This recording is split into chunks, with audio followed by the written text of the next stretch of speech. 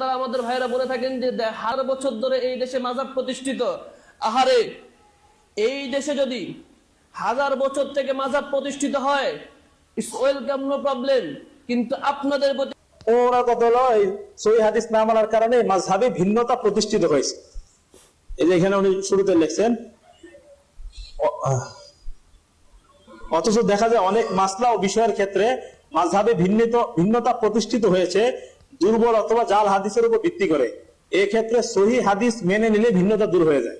মনে হয় মাযহাব সৃষ্টি হয়েছে এটা হাদিস না মানার কারণে, সহিহ হাদিস না মানার কারণে মাযহাবে ভিন্নতা সৃষ্টি হয়েছে। এখন আমি দেখাই দুই একটা উদাহরণ, যে তাদের মধ্যে তোমরা তো ভাই সহিহ হাদিস মানো, কোনো মাযহাব তো মানো না, মাযহাবের বিরুদ্ধে সকাল থেকে রাত শুরু হয় মাযহাবের বিরুদ্ধে বলা, তোমরা তো কোনো মাযহাব মানো না, সবাই সহিহ হাদিস মানো, তো তোমাদের মধ্যে তো মতবাদ পার্থক্য হওয়ার কথা না, স্বাভাবিক তো কথা। এখন দেখেন মজার উদাহরণ, দেখেন শুরু করি দুই একটা দেখাই।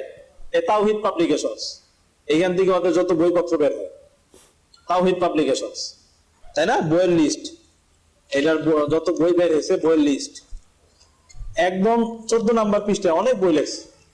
এই দেখেন এখানে 299 নাম্বার যে বইটার তালিকা দিছে, রুকু পেলে রাকাত হবে, ইবনু আহিলা, রুকু পেলে রাকাত হবে বই লেখছে এক গায়রে মুখালিদ ইবনু আহিলা নাম, ওটা তাওহীদ থেকে ছাপছে।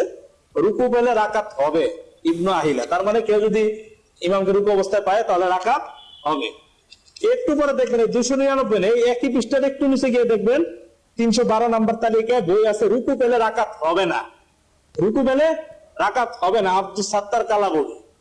মাযহাবের ইখতিলাফ উম্মতরে শেষ করে দিয়েছে, আর ওদের বইয়ের লিস্টের মধ্যে ইখতিলাফ। এখন বুঝেন তাহলে বইয়ের মধ্যে কি অবস্থা, ওই লিস্টে যদি ইখতিলাফ থাকে, একজন লেখছে রুকু পেলে রাকাত হবে না ইবনু আহিলা, আর আরেকজন লেখছে রুকু পেলে রাকাত হবে, এই রুকু পেলে রাকাত হবে লেখছে ইবনু আহিলা, আর রুকু পেলে রাকাত হবে না লেখছে কালাবুল, দুজনে গায়রে মুকাল্লিদ, বইয়ের লিস্টের মধ্যে ইখতিলাফ।